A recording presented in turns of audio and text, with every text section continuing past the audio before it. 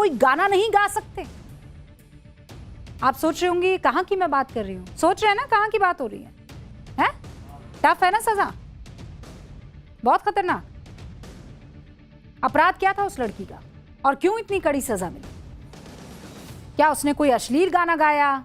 जवाब है नहीं। क्या उसने कोई देश विरोधी गाना गाया? जवाब है नहीं। क्या उसके गाने में कोई ऐसा शब्द था जिससे देश की मर्यादा को चोट पहुंच रही थी या देश की धार्मिक भावनाओं को आहत पहुंच रही थी? तो जवाब है नहीं। क्या उसने किसी को उकसाया था? नहीं। तो फिर उसका अपराध क्या था? कोई बता सकता है अपराध क्या था?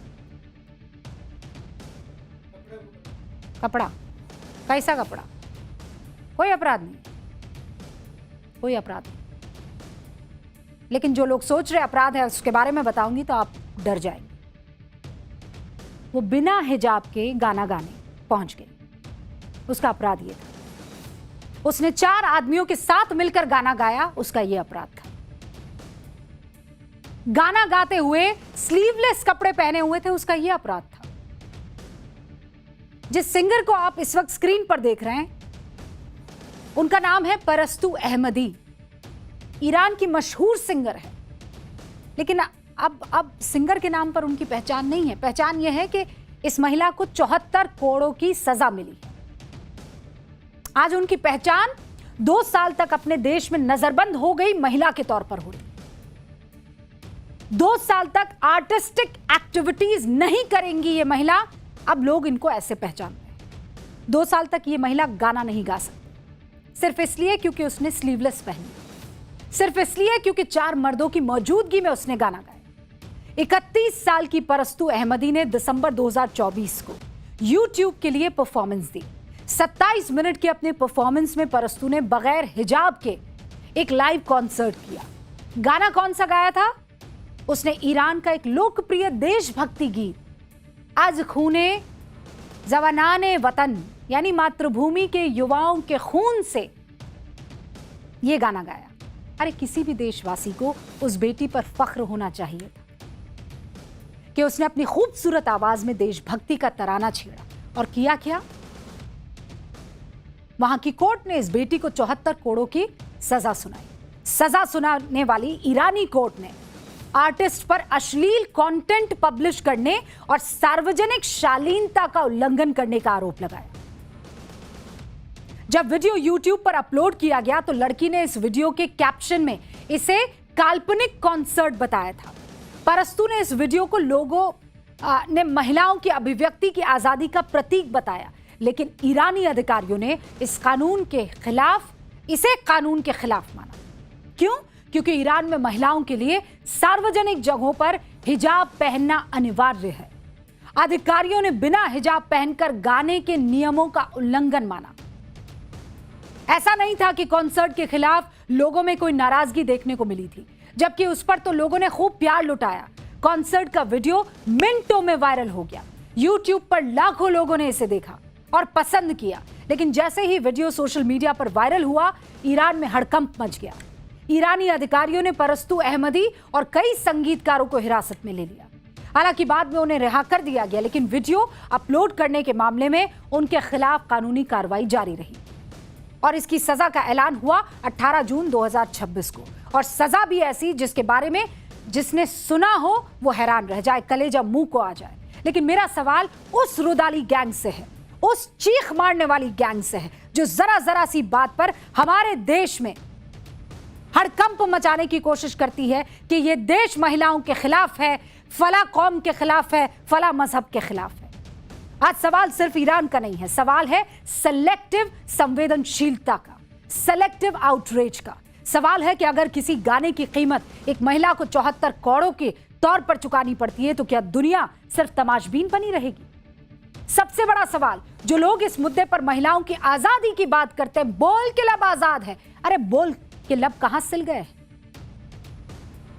ऑल आइज ऑन तेहरान अब नहीं है, ऑल आइज ऑन रफा अब नहीं है, ऑल आइज ऑन गजा अब नहीं है। जहां राजनीतिक फायदा वहां पे हम ऑल आइज करेंगे और बाकी हम आंख बंद कर देंगे। महसा अमीनी आंख बंद कर देंगे। पूरी दुनिया में नारा गूंज रहा था, विमेन लाइफ फ्रीडम। सेलिब्रिटीज बोल रहे थे, एक्टिविस्ट बोल रहे थे, मानवाधिकार संगठन बोल रहे थे। जब गाजा में युद्ध हुआ, all eyes on Rafah, all eyes on Gaza. संसद भवन में तो बैग लेकर घूम रहे थे लोग, फिलिस्तीन वाला। अब इस महिला के लिए कोई आवाज नहीं उठाएगा, हम तो उठाएंगे, बोल के लब आजाद। ट्रंप से धोखा खा लिया, या ये कहिए ट्रंप ने विपक्ष को धोखा दे दिया। अब विपक्ष क्या करे क्या ना करे में फंस गया है। याद है ना आपको, कॉम्प्रोमाइज पीएम, नरेंद्र सरेंडर, इन सब का डंका पीटने वाले विपक्ष का नैरेटिव धुआं धुआं हो गया है। जो विपक्ष ट्रंप की बातों पर विश्वास कर रहा था, ट्रंप की बातों को कोट करके पीएम मोदी को दसियों दिशाओं से घेर रहा था, उसी ट्रंप ने मोदी को ग्रेट लीडर की डेफिनेशन का पर्यायवाची बना दिया है। सही कह रही। ट्रंप के उस एक बयान ने भारत में रुदाली गैंग को गहरे जख्म दे दिए गए। अब रुदाली गैंग कौन है, पता है किसी को? है ना, मैं बता देती हूं। रुदाली गैंग वो है जिसे हर काम में रोना आता है। अच्छा काम करे देश तो रोना आता है, बुरा काम चलिए रोना आ ही जाता है। पीएम की कोई तारीफ करे तो रोना आता है, कोई पीएम की तारीफ ना करे तो रोना आता है। एक नैरेटिव बनाकर वो गैंग चलता है, रोना उसका फेवरेट काम है, इसीलिए उसे रुदाली गैंग कहते हैं। तो ये इकोसिस्टम काम करता है इसी पूरे नैरेटिव पर कि फला ने मोदी को देखिए कैसे नीचा दिखाया, फला ने कैसे वॉर रुकवा दी, फला ने कैसे एक्सपोज कर दिया। बहरहाल विपक्ष, उसने कभी नहीं सोचा था कि ऐसा कुछ हो जाएगा, वो हो गया। पूरी दुनिया को परेशान करने वाले ट्रंप ने वैसे तो भारत को भी देखिए बहुत परेशान किया है, बहुत सताया है। कभी टैरिफ बढ़ाकर सताया, कभी तेल का प्रेशर बढ़ाकर सताया है। ऐसा नहीं है कि भाई साहब जो है बहुत बढ़िया आदमी है, खूब सताया भारत को। मोदी विरोधी आस लगाकर बैठे, लेकिन विपक्ष को ज्यादा सता दिया है।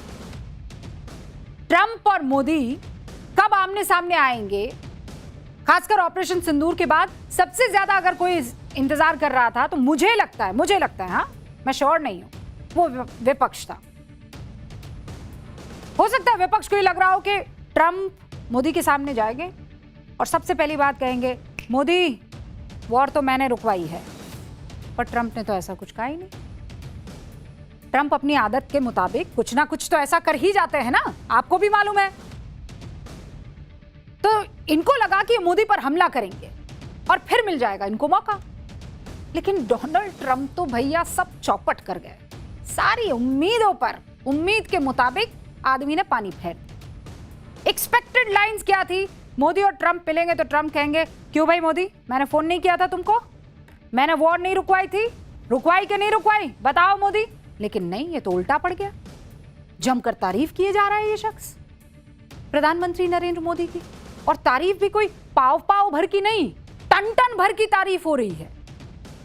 एक इंटरव्यू में पीएम मोदी को दुनिया के दो सबसे महान नेताओं में से एक बता डाला। एक अपने पड़ोस वाले शी जिनपिंग को बताया महान, और एक प्रधानमंत्री नरेंद्र मोदी को। ट्रंप ने तो पीएम मोदी की 4 खूबियां भी गिनाई, जो कह रहे थे कि ये दूसरों से उनको अलग बनाती है। अब वो खूबियां कौन सी थी? ट्रंप ने कहा कि मोदी वो नेता हैं जिन्होंने भारत को युद्ध से दूर रखा, भारत का जो आर्थिक पूरा माहौल था, जो आर्थिक स्थिति है, उसे बेहतर कर दिया। मोदी के कार्यकाल में राजनीतिक स्थिरता आई और मोदी में शांति और सख्ती, कामनेस, और कहा is a tough man. Calmness और सख्ती दोनों का मिला जुला अंदाज दिखता है मोदी में। और फिर कह रही हूं भाई साहब, ये मैं नहीं कह रही हूं, ये कौन कह रहा है? विश्वा कौन कह रहा है? जोर से बोलो भाई। हाँ, ट्रंप कह रहा है। ट्रंप ने मोदी को लेकर पूछे गए सवाल पर कहा कि ही ग्रेटेस्ट लीडर की डेफिनेशन में मुझे याद आता है मोदी। विपक्ष के सीने पर सांप लोट नहीं थे। अब ऐसा है प्रिय दर्शकों, न्यूज की पाठशाला को आजकल बहुत सारे लोग दूरबीन लगाकर देख रहे हैं। तो ये ट्रंप ने जो तारीफ की होगी मोदी की, तो कई ऐसे जो दूरबीन लगाकर बैठे लोग हैं उनको अच्छा नहीं लगा होगा, तो उन्होंने क्या किया होगा, म्यूट कर दिया होगा। तो हमने भी एक तरीका निकाल दिया, आप म्यूट तो कर देंगे लेकिन नीचे लिखी बातों को पढ़ने के लिए तो आंखें खुली रखनी होगी ना। आंख भी बंद कर देंगे, कान भी बंद कर देंगे, तो ज़मीर तो गवारा, या वो तो कुछ कहेगा ना। वैसे कहते हैं कि जिंदगी में विचार और व्यवहार का बड़ा महत्व होता है। आज पिताजी ने सुबह सुबह ये मैसेज हमको भेजा। क्या मैसेज था? एक विचार व्यवहार बदल देता है और एक व्यवहार विचार बदल देता है, और इस केस में यह हुआ है। मोदी ने सुर बदल चुके ट्रंप के साथ अपने व्यवहार को बदल दिया, और G7 में सबने देखा। एक समय पर जब दोनों की मुलाकात होती थी तो गले लगते थे, लेकिन इस बार जब मोदी मिले तो दोस्त की तरह नहीं, केवल परिचित की तरह। हाउ डू यू डू, बढ़िया लगा, और सब ठीक है ना। और इसी व्यवहार ने विचार बदल दिए। किसके? ट्रंप भैया के, कि भैया ये तो दबने वाला आदमी नहीं। लेकिन सबसे बड़ी चोट तो विपक्ष के साथ हो गई है। अभी तक तो विपक्ष नरेंडर सरेंडर का डंका पीट रहा था, लेकिन अब तो ट्रंप ही मोदी के सामने सरेंडर हो गए हैं। क्या कीजिएगा? ट्रंप ने मोदी को ग्रेट लीडर बता दिया है, क्या कीजिएगा? और ये वो व्यक्ति कह रहा है जो अपने पक्के और सच्चे दोस्तों को भी बुरा भला आजकल कह रहा है। एक बात हम सब अच्छे से जानते हैं, और ये देश भी बहुत अच्छे से जानता है, आप सबको सुन लेना चाहिए। ये देश बहुत समझदार लोगों का देश है। हम लोग खासकर ऑपरेशन सिंदूर के बाद ये समझ गए हैं कि हमें ना तो ट्रंप की तारीफ से कोई फर्क पड़ना चाहिए और ना ही ट्रंप की आलोचना से कोई फर्क पड़ना चाहिए। इस शख्स का कोई भरोसा नहीं है। ये देश उस शख्स की इज्जत करेगा जो देश के साथ है, उस शख्स के लिए हवन कीर्तन भी कर लेगा जो देश के साथ है। लेकिन अगर देश के साथ दगा की तो भैया फिर कोई गारंटी नहीं है हमारी कि हम आपको वो एहतराम देंगे। लेकिन अब ये सवाल विपक्ष से पूछना है, क्योंकि उसे ट्रंप पे बड़ा भरोसा था। राहुल जी को तो ट्रंप पे बहुत भरोसा था।